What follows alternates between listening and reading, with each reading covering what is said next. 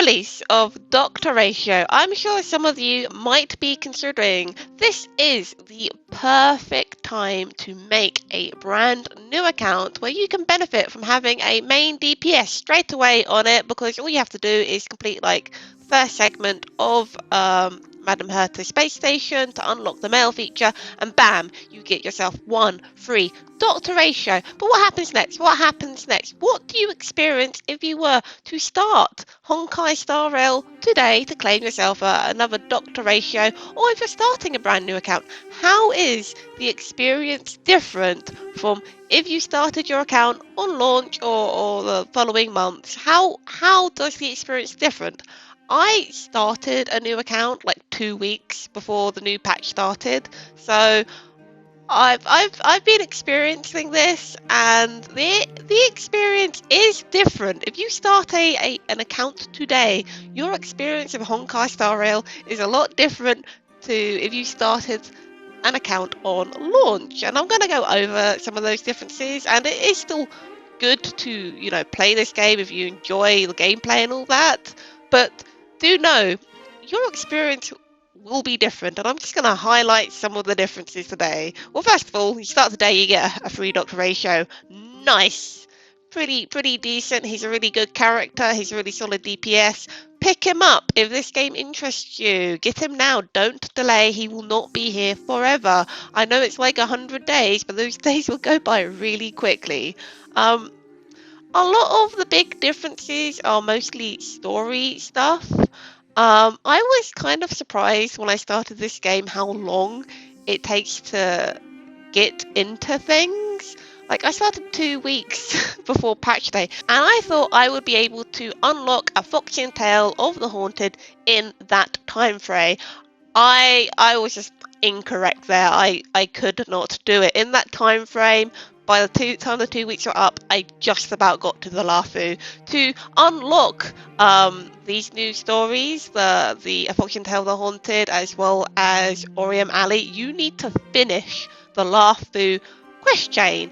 And completing the main story quest of Honkai Star Rail takes a considerable amount of time. You can't just do it in a day. It takes like dedication to doing the quests. Like the main story quests are hours long, and you need to do them to unlock the new areas. If you started a Genshin account today, unless you had an Inazuma character, you don't actually have to do the main Archon quests at all after you've done the tutorial segment. You can ignore the Archon quest for ages if you want to. You can explore the entire map of Genshin quite freely. There is nothing forcing you to do the Archon quest unless you really care about leveling up your character's artifacts and stuff, because increasing adventure rank just takes a while, and doing the Archon quests is the quickest way to increase your adventure quest level. But you can ignore it. You can ignore Inazuma for as long as you want. In Star Rail, you cannot do that. If you want to unlock certain like event quests, you have to have completed the main story of that area before you can do it, because those event quests take place after the main story has finished. So, like the Lafu event, you can't do that unless you finish the Lafu main story. There is no quick story feature here. You do not get to like speed ahead and do it like you do in Genshin. They haven't implemented that feature yet. They might do in the future, because eventually there's a lot of content to get through if you start an account. That's like I think it's like 12 hours just to get to the Lafu or something ridiculous. It's a really long time. It takes days to get to the Lafu. It wasn't a really great experience. And because even though I was trying to do it as quickly as possible, I still missed the event and didn't unlock it in time. Because I realised I wasn't going to unlock it in time, I decided not to burn myself out on Honkai Star Rail. Choose that choice too. Don't rush this. But on the counterpoint, Crown of the Mundane and Divine, you are not required to finish the Lafu event, the the Lafu story to start this. You just have to have completed the, I think, Herta's story area, the space station, to start this. This is a continuation of the Herta space station, and what I think this shows is, rather than the way they're doing the story, is each map area is its own separate story. So when we come back to the Lafu, and we probably will come back to look at like Locha's story and that stuff in the future, that will all be contained and locked behind whether or not you've completed the Lafu area. And I imagine in the future, when we get to Penacony and the story of Penacony continues, anything to do with Penacony, you'll have to have completed the Penacony storyline to do anything to do with that. That's what I suspect off of my experience replaying this stuff so far. Like all the Boulder Town stuff is unlocked the moment you finish doing Bellabog. The museum is unlocked the moment you finish doing Bellabog. Aetherian Wars is unlocked pretty much once you've done Future Market, which is unlocked after you finish the events of Bellabog. Like, getting this stuff is really easy and is tied to whether or not you finish the main story of Bellabog. So just something to keep in mind. That's one of the big changes. Obviously, if you played from the beginning, you've done all the prerequisite quests to to do these areas. So when they come up, you've already done them. But if you're a new player, you need to finish the previous. You have to finish each area's main story to unlock events and stuff for that area. Not like the little events, of course. Like I'm pretty sure events like this, as long as you've got the area that in unlocked, you probably can do fine. But it's the big story ones, these ones which will require you to have gotten to that area. This one, Tales of Fantastic, I think did also unlock the moment I finished the Lafu main story, even though the area it is in is accessible like really early on in the Lafu story. And it has to be, because you don't find out you don't even unlock the area before you finish the Lafu quest. So yes, makes sense, I guess. Other things that are different, you people who have played the game from day one, you might remember. So one thing people might recall from the patch notes early on, I think in like 1.2 or 1.3, is they moved the Dan Shu world quest from the main Lafu quest. It was that you got to Exalting Sanctum, and before you could go onto the Divining segment, you had to do a world quest to do with Dan Shu and find out about the little cult she's a part of. I have forgotten the name. That was a world quest you had to do, and they got some like feedback saying that players felt like it broke the flow of the story, and it shouldn't have been there in that part of the story. They just wanted to move on to the part with like Fujuan, and it just interrupted the story. Well, do you know what interrupts the story more? When you get to the Alchemy Commission, right? You're here in the Alchemy Commission. Like, there's a heat of time moment. You need to get down to this furnace, right? You need to meet up with Fujuan. You're ready to get going. You need to save the day. You need to get down here and defeat the Adaptus Mechanicus, or whatever they're called. Yes, the tech priests. Yes. Yeah, right. You get to this point, and what happens? What happens is a little window pops up telling you if you continue the quest from this point, you'll be losing out on 80 jade and a bunch of XP books and money because you haven't completed the Dan Shu quest. Now, I ask you, is it better that the Dan Shu quest is in the middle of the story where they intended it to go when they writ the story? Or if you're at this part where you're getting to the climax and it pops up and it tells you haven't done the quest? This was a very bad decision on their part. They either should have written Dan Shu out of this quest to make it so you can complete that quest whenever you want, because Danshu being there at the end didn't actually matter. That could have just been anyone.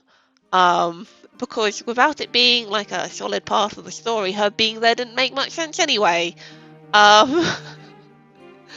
It'd be very confusing if you didn't do the Danshu quest to begin with. It's just, I don't agree, having replayed this, the choice of removing it and making it optional until you get to this point and they remind you that it's a quest you didn't do. Because if you follow the main Trailblaze story, you don't really stop to go off and do side quests. You follow the story, because following the story unlocks these areas. They get you to the places you want to be, so you can get the materials to level your characters, and it gives you lots of nice trailblazing points and XP. Yummy. This was a really bad decision, and if you haven't gotten to this point yet, do know this will happen, and it will just like completely ruin the flow of the story more than where it originally was when the game was released with it.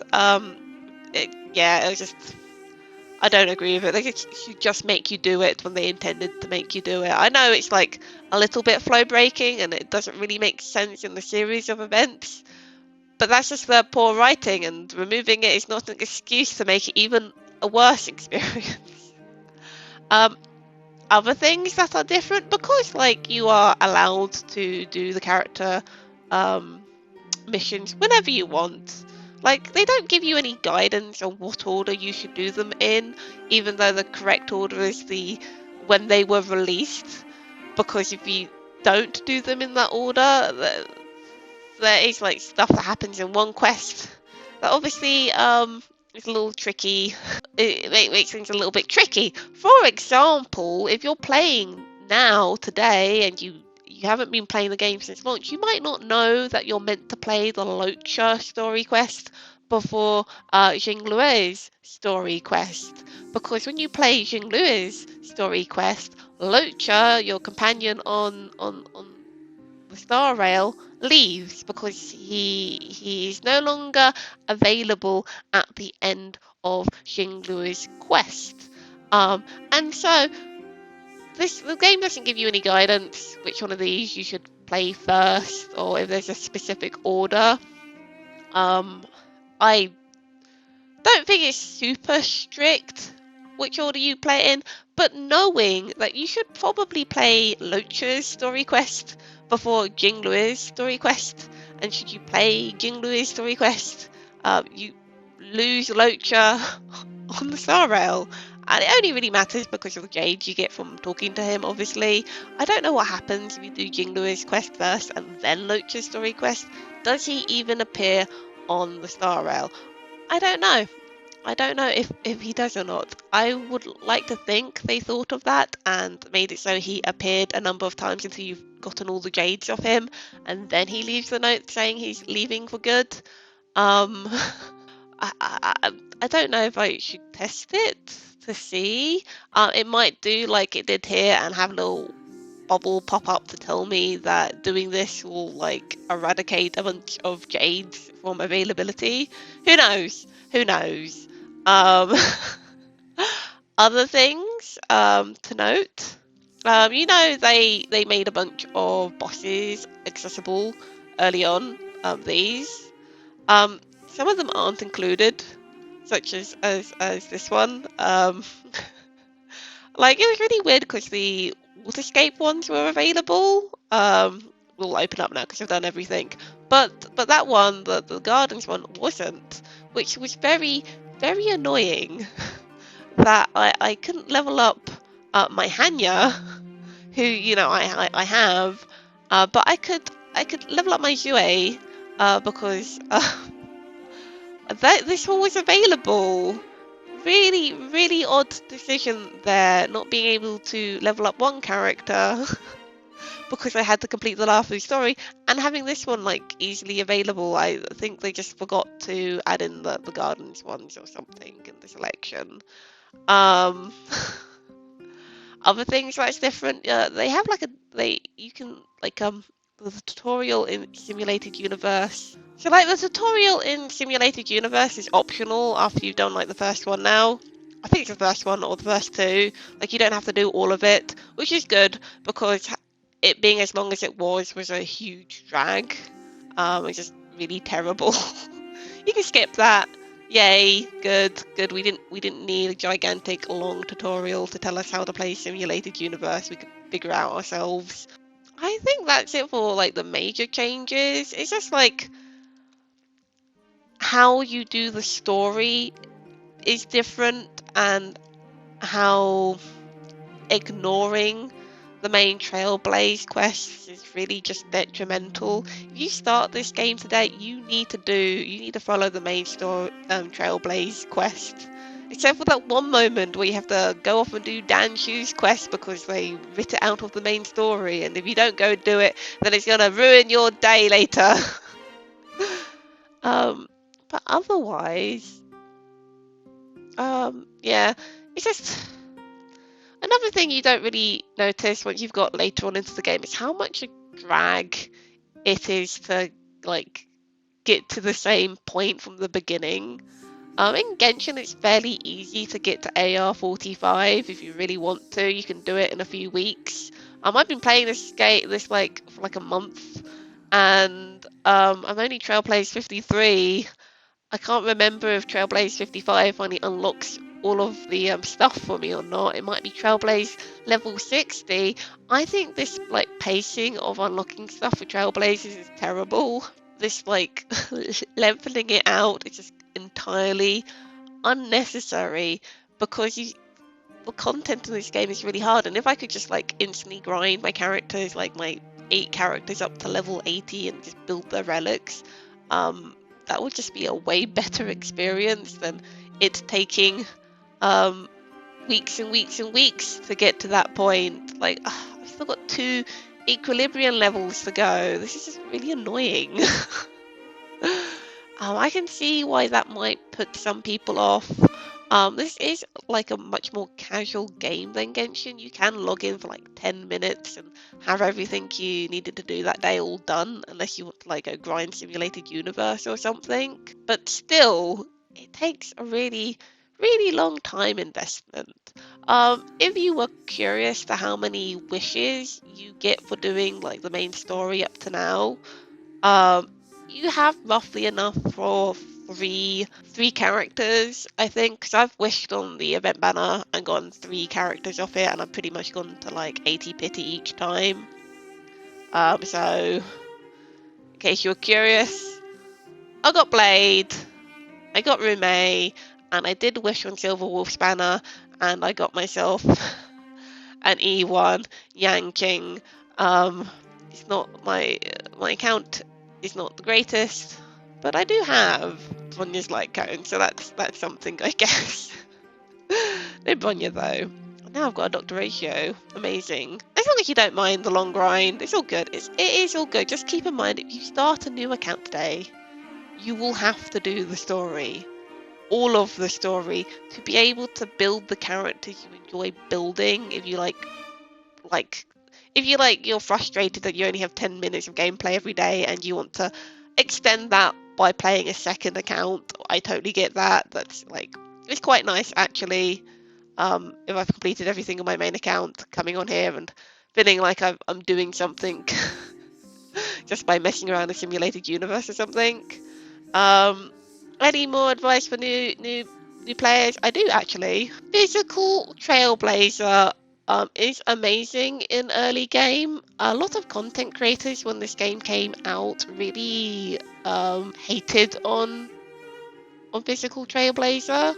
Like they were all pretty much like get Fire Trailblazer and never touch this guy again. And if I had ignored them, I probably wouldn't have had trouble with Kafka in like World 4 or 5, whichever one it is. Physical Trailblazer will get you through content incredibly easily. He does a lot of damage in this early game. You can just stick on the full of Aeon on him. Great. Nice easy relics that are available to get on like one of the stores really early. He's really solid to play early. You shouldn't just retire him for Fire Trailblazer for a little bit of teeny tiny shields. Destruction Trailblazer does a lot of damage if you use him in the early games. Like he'll strong fist you through the harder content, and you should actually use him. Especially if you've got Unruined May, because he has this Eidolon that gives him insane crit rate if the enemy is broken, and Ruined May extends the time that enemies are broken, which means if you build him right, I think Physical Trailblaze might have the really actual good damage threshold if you play him with Ruined May. Lots of people have slept on him. I think he might actually be really incredibly underrated. And I'm gonna build him to see what big numbers I can make Physical Trailblazer do. I'm gonna refuse to use Fire Trailblaze on this account. I'm building physical one. Also to note, if you do get Yanqing, who is the worst standard 5-star to get on the banner, he is really good in the early game. So use him because he's also really good to get through content, and you can still use him in Simulated Universe to do the Remembrance path. Super solid. Other characters you should level if you got them. Everyone else you should be leveling up regardless. But yeah, if you get use Physical Trailblazer, he has gotten me through the game the second time round, because I had to like ages to get a second DPS. But unfortunately I got Welt, and Welt has been really solid. Lots of people played down how good Welt is early game as well. Lots of people are like, oh no, Welt is such a late game character. He isn't. He's incredibly broken if he's the character you pull as your first 5-star. Just put an energy rope on him and have a really good time, honestly. Because combination of Welt and Ruin May is ridiculous, and without Welt I probably would have struggled to defeat the new world boss in story mode. It was pretty much Welt, Trailblazer, and Ruin May, and Lynx. No, I used Natasha actually, who got me through that. It was very difficult. And if you start a new account and you're struggling, use Physical Trailblazer. He's really good for it. Use Welt if you have him. If you don't have him, I don't know. Who would you use? I guess like March and Hope, because he has ice weakness. March, Pella, Physical Trailblazer, and Natasha is who I would recommend otherwise. They can do it, I believe. That's only if you're struggling on the world boss bug guy. That's all I can think of for now. If you have any other like questions about things I might have noticed in the early game, just ask them below. It's just this has been on my mind recently, and I've got Dr. Ratio now. I won't be exploring my free-to-play account that much. It's just, an extra account for me to goof about on. I just replaced. I started it with the intention to replay story stuff, and then I realised that it forced you to play the main story to, do any sort of progress in the game. If you want relics or certain level up material, you have to play the main story. You can ignore all the side quests and the character quests and what have you.